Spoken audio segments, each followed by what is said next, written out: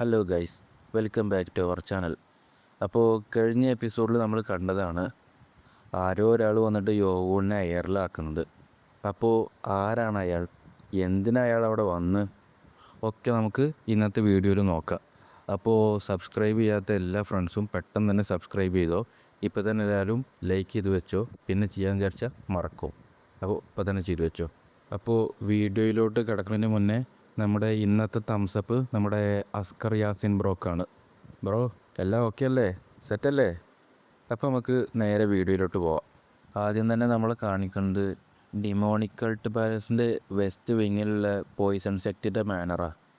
ഇത് എൻ്റെ നെഫ്യൂ ജോങ്സോമല്ലേ? പോയി ക്യാപ്റ്റൻ്റെ അടുത്ത് റിപ്പോർട്ട് ചെയ്യേ. ഇത് നമ്മുടെ ജോങ്സോമിൻ്റെ അമ്മയുടെ ബ്രദറാണ്, മൊൻ ഒങ് ബേക്ക്. ചീഫ്, നമുക്കിതൊരിക്കലും വെറുതെ വിട്ടുകൂടാ. ആ ബ്രാറ്റ് അക്കാഡമിയിൽ നിന്ന് ഗ്രാജുവേറ്റായി ഇറങ്ങണ വരെ ഒന്നും കാത്തിരിക്കാൻ പറ്റില്ല. പ്ലീസ്, അറ്റ്ലീസ്റ്റ് നമുക്ക് ഏതെങ്കിലും അസാസിനെ അയക്കാം. മർഡർ സെക്റ്റൊന്നും ആരെങ്കിലും ഹയർ ചെയ്യുക. അവരാകുമ്പോൾ ആരും കണ്ടുപിടിക്കാത്ത രീതിക്ക് ഈ ജോലി തീർക്കും. അല്ല, അത് വേണ്ട. അവനെ കൊല്ലാൻ വേണ്ടി നമുക്ക് മാർഷൽ ആർട്സ് പ്രൊഫസർമാരാരെങ്കിലും റിക്രൂട്ട് ചെയ്യുക. അല്ലെങ്കിൽ നമുക്ക് അക്കാഡമിയിലത്തെ ഷെഫിനെ വെച്ച് അവൻ്റെ ഫുഡിൽ പോയിസൺ കലർത്താം. അതാവുമ്പോൾ നമുക്ക് ഭയങ്കര ഈസിയാണ്. ഇതൊക്കെ ടെറിബിൾ ഐഡിയാസാണ്. 6 വർഷങ്ങൾക്ക് മുമ്പ് ലേഡി ഹുവ മരിച്ചപ്പോൾ നമ്മുടെ സെക്റ്റിന് എന്താ സംഭവിച്ചെന്ന് നിങ്ങളെല്ലാവരും കണ്ടതല്ലേ. പക്ഷേ നമുക്കൊരിക്കലും അവനിങ്ങനെ വെറുതെ വിട്ടുകൂടാ. പിന്നെ നമ്മുടെ പോയിസൺ സെക്റ്റിന് എന്ത് റെപ്യൂട്ടേഷൻ ഉണ്ടാവുക? ഫൂളിഷ് ആവല്ലേ നിങ്ങൾ. ഇവിടെ റെപ്യൂട്ടേഷൻ മാത്രമാണ് കാര്യമെങ്കിൽ മ്യൂസിഷ്യൻ സെക്റ്റാണ് ആദ്യം ആക്ഷനിൽ ഇറങ്ങേണ്ടത്. ലേഡി ഹുവയുടെ മരണം കാരണം കൊണ്ട് പാട്രിയാർക്ക് ഇപ്പം തന്നെ 6 സെക്റ്റൊന്നും ഭയങ്കര ഡിസ്റ്റൻസ് ആയിട്ടാണ് നിൽക്കുന്നത്.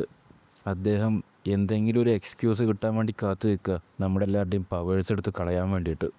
നമ്മൾ അക്കാഡമിത്തെ സ്റ്റുഡൻസുമായിട്ട് എന്തെങ്കിലും കുഴപ്പമുണ്ടായി കഴിഞ്ഞാൽ അത് അദ്ദേഹത്തിന് പെട്ടെന്നുള്ളൊരു കാരണമായി മാറും. ഇത് chief of the poison sect Obaek, demonic കൾട്ടത്തെ എക്സ് എൽഡറാണ്. അപ്പോൾ നിങ്ങൾ പറയുന്നത് ആ ബ്രാറ്റ് ആ അക്കാഡമിയിൽ നിന്ന് പുറത്തിറങ്ങണവരെ കാത്തിരിക്കാനാണോ? അത് മാത്രമേ നമുക്കിപ്പോൾ ചെയ്യാൻ കഴിയൂ.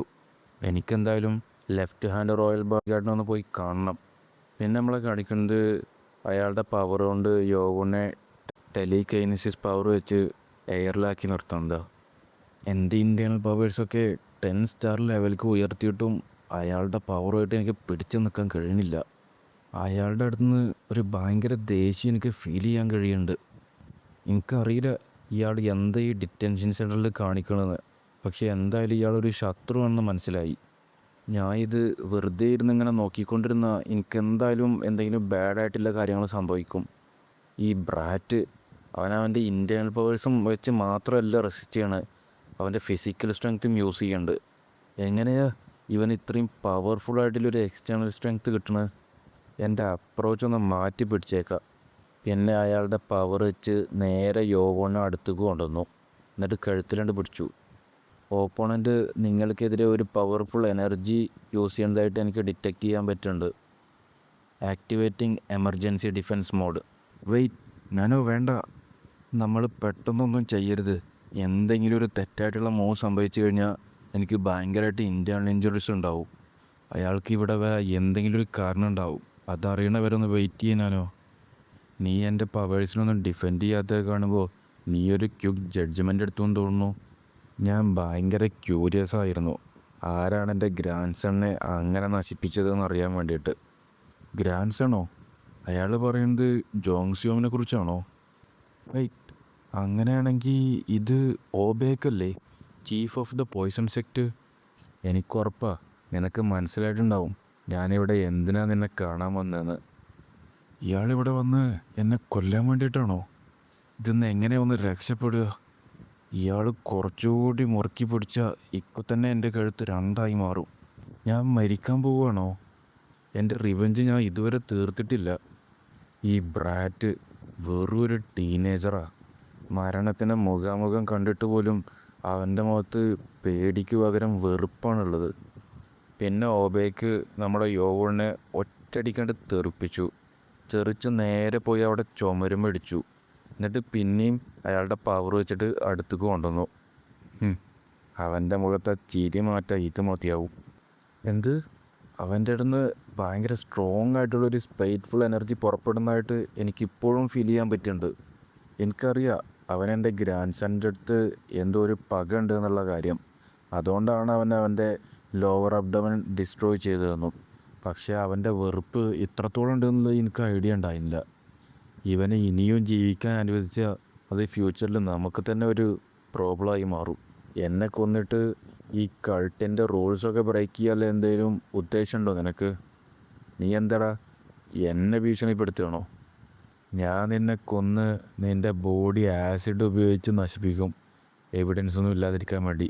അപ്പോൾ പിന്നെ ആരും കണ്ടുപിടിക്കുമല്ലോ. എനിക്കുറപ്പാണ് നിങ്ങൾ എവിഡൻസ് എന്തായാലും നശിപ്പിക്കുന്നത്. പക്ഷേ ഞാൻ ഈ അക്കാഡമിയിൽ നിന്ന് കാണാതെ ആയാൽ അതിനുള്ള ഫസ്റ്റ് സസ്പെക്റ്റ് പോയ്സൺ സെക്റ്റ് ആവും.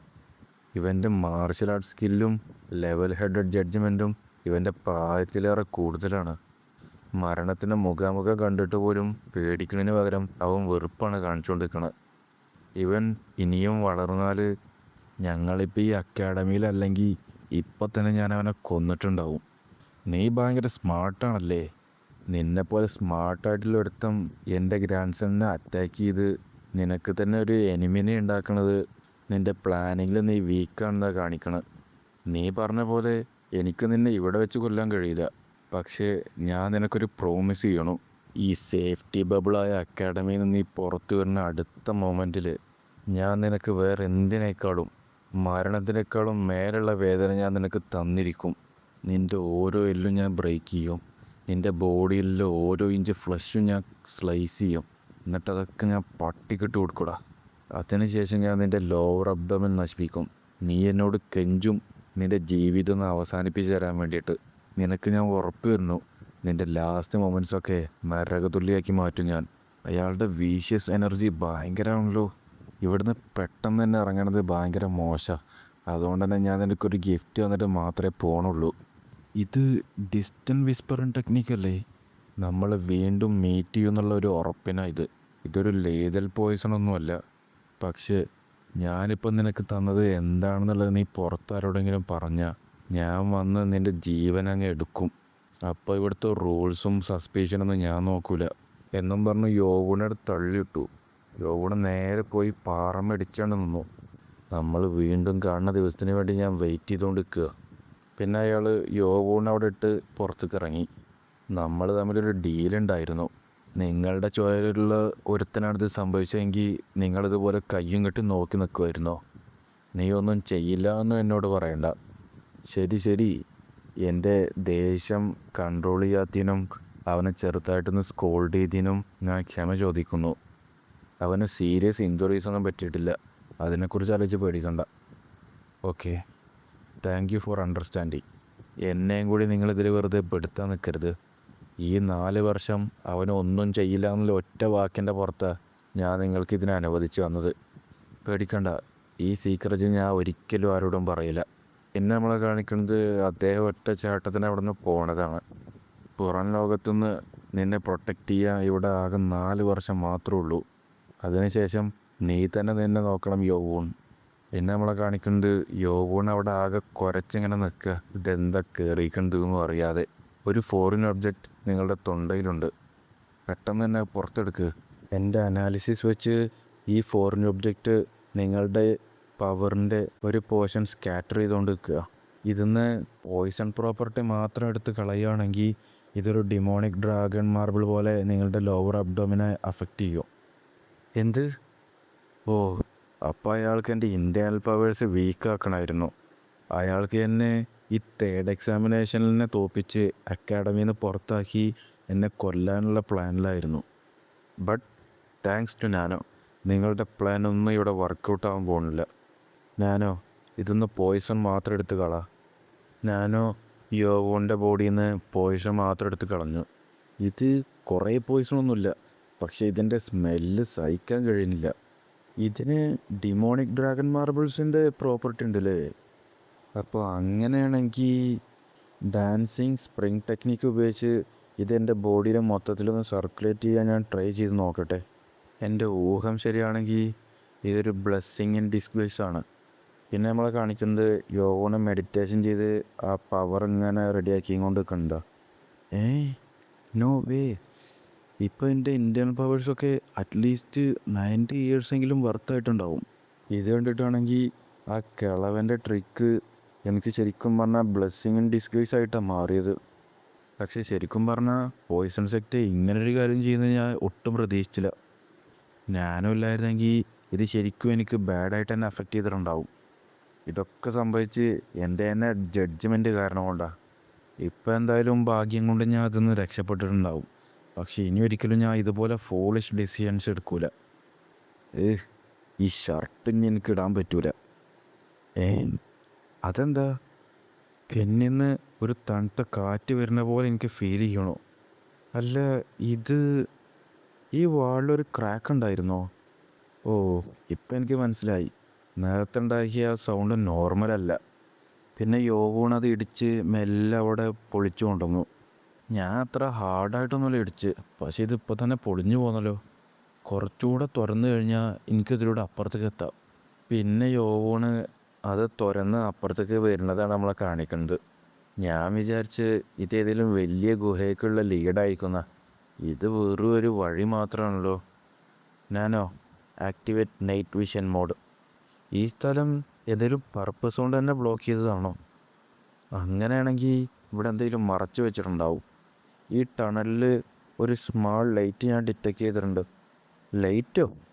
ഇത് ബ്രൈറ്ററായി വന്നുകൊണ്ട് നിൽക്കുകയാണല്ലോ. ഞാനോ turn off night vision mode. പിന്നെ നമ്മളെ കാണിക്കുന്നത് യോവൂണൊരു സ്ഥലത്തെത്തി നിൽക്കണ്ട.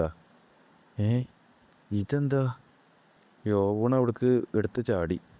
ഡിറ്റൻഷൻ സെൻറ്ററിൽ ഇതുപോലൊരു സ്ഥലം ഹൈഡ് ചെയ്ത് വെച്ച് എനിക്കൊരു ഐഡിയ ഇല്ല. കണ്ടിട്ട് അതാണ് എക്സിറ്റ് എന്ന് തോന്നുന്നു. ഈ സ്ഥലം ഇങ്ങനെയൊക്കെ ബ്ലോക്ക് ചെയ്ത് വെച്ച് നോക്കുമ്പോൾ ഇതൊരിക്കലും യൂസ് ചെയ്യാത്ത സ്ഥലമാണല്ലോ. ഇതെന്താ ഇവിടെ ഒരു മാർക്ക്? ഇവിടെ ഇതുപോലെ കുറേ ഉണ്ടല്ലോ. ഇത് കണ്ടിട്ട് ഒരു വലിയ ഗ്രേവ് സ്റ്റോൺ ഇവിടുന്ന് നീക്കി കൊണ്ടുപോയ പോലെ ഉണ്ട്. അല്ല, ഇത് ഇനി ഞാനോ ആക്ടിവേറ്റ് ഓഗ്മെൻറ്റഡ് റിയാലിറ്റി മോഡ്. നമ്മൾ ലൈബ്രറിയിൽ കണ്ട ഫസ്റ്റ് ഫ്ലോറത്തെ സഫയർ സ്റ്റോണൊന്ന് റീക്രിയേറ്റ് ചെയ്തേ. പിന്നെ ഞാനോ ആ സഫയർ സ്റ്റോൺ അതുപോലെ റീക്രിയേറ്റ് ചെയ്ത് കൊടുത്തു. ഞാനോ ഈ റൂമിലുള്ള എല്ലാ മാർക്കും നീ കണ്ടില്ലേ? ഇത് നീ അനലൈസ് ചെയ്തിട്ട് അത് ഈ സ്റ്റോണിൻ്റെ അടിഭാഗമായിട്ട് മാച്ച് ചെയ്യണ്ടോയെന്ന് നോക്ക്.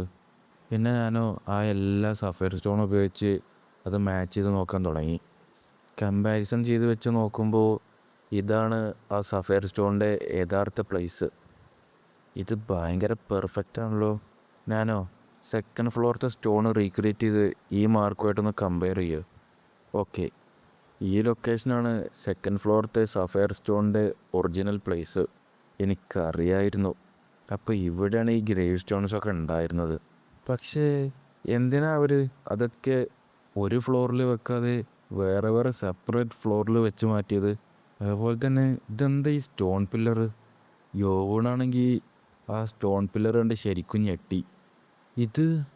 ഇത് ഡിമോണിക് ലോഡിൻ്റെ സ്വാഡ് ആർട്ടല്ലേ? പിന്നെ നമുക്ക് ഡിമോണിക് ലോഡിൻ്റെ ആ സ്വാഡ് ആർട്ടിൻ്റെ ഇൻഫർമേഷൻസാണ് അങ്ങനെ കാണിച്ചുകൊണ്ട് നിൽക്കുന്നത്. പക്ഷേ ഈ ഡിമോണിക് ലോഡിൻ്റെ സ്വാഡ് ആർട്ട് എന്താ? അത് ഇൻറ്റേർണൽ സ്ട്രെങ്ത്തിന് വേണ്ടിയുള്ള ബ്രീത്തിങ് ടെക്നിക്കാണോ? അതോ അത് ശരിക്കൊരു സ്വാഡ് ടെക്നിക്കാണോ? ഞാൻ ഇതിനെക്കുറിച്ച് ഇതിന് മുന്നേ കേട്ടിട്ട് തന്നെ ഇല്ലല്ലോ.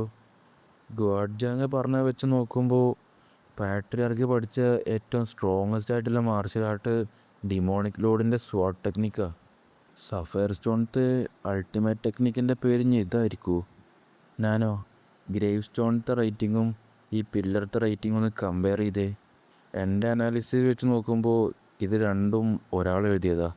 പിന്നെ നമ്മളെ കാണിക്കുന്നത് യോവൂൺ അന്ന് ലൈബ്രറിയിലത്തെ ഫസ്റ്റ് ഫ്ലോറത്തെ പ്രൊഫസറുമായിട്ട് സംസാരിക്കുന്നത് ഫ്ലാഷ് ബാക്കായിട്ട്. അപ്പോൾ ഡിമോണിക് ലോഡ് വിട്ടിട്ട് പോയ ഫൈനൽ പീസ് ഓഫ് വിസ്ഡത്തിനാണ് ഡിമോണിക് ലോഡിൻ്റെ സ്വാഡ് ആർട്ട്. ഈ ഹോൾസ്, ഈ ഷേപ്പ് കണ്ടിട്ട് ഇതൊരു റൈസിങ് ഡ്രാഗണായിട്ടാണല്ലോ തോന്നുന്നത്. അതെന്താവും? ഇതുകൊണ്ട് ഇതിൽ എന്ത് മെസ്സേജാണ് തരാൻ ഉദ്ദേശിക്കണത്? ഈ ഹോളിൻ്റെ നമ്പർ വെച്ച് എന്തെങ്കിലും കാര്യമുണ്ടോ? ഇതിൽ 24 ചിലപ്പോൾ ഡിമോണിക് ലോഡിൻ്റെ സ്വാഡ് ആർട്ടിന് 24 ഫോം ഉണ്ടാവുമായിരിക്കും. അത് മാത്രമേ ഉള്ളൂ എനിക്കിതൊന്നൊരു കണക്ഷൻ ആക്കിയിട്ട് എടുക്കാൻ പറ്റുന്നത്. ഇതിൽ പിന്നിൽ വേറെ എന്തെങ്കിലും ഒരു അർത്ഥം ഉണ്ടാവുമായിരിക്കും. അവർ ഈ റേസിംഗ് ഡ്രാഗൻ്റെ ഷേപ്പിലുള്ള ബോൾസ് കൊണ്ട് എന്താണ് ഉദ്ദേശിക്കുന്നത്? വെയിറ്റ്, റേസിംഗ് ഡ്രാഗണോ? അപ്പോൾ അത് യോഗൂണാണെങ്കിൽ അതുമൊക്കെ നോക്കി ആകെ അന്തം വിട്ട് നിൽക്കുക. ഓ, എൻ്റെ കണ്ണ്. ഡാർക്കിന് പകരം ലൈറ്റ് കൊണ്ട് സീക്രറ്റൊക്കെ ഹൈഡ് ചെയ്യുന്നത് തീരെ പ്രതീക്ഷിച്ചില്ല. നമ്മുടെ പൂർവികന്മാർ ഉപേക്ഷിച്ച് പോയതൊന്നും എളുപ്പത്തിൽ നമ്മുടെ കയ്യിൽ കിട്ടുന്നത് അവർക്ക് ഇഷ്ടമല്ല എന്ന് തോന്നുന്നു. ഞാനോ, എനിക്ക് കാണാൻ വേണ്ടി ഈ ലൈറ്റ് ഒന്ന് അഡ്ജസ്റ്റ് ചെയ്യുമോ? അപ്പോൾ യോവണത് ശരിക്കും കാണാൻ പറ്റി. ഏ, എന്താ ഇതൊക്കെ? ഇപ്പോൾ എനിക്ക് ആ കല്ലിൽ എഴുതിയതൊക്കെ കാണാൻ പറ്റുന്നുണ്ട്.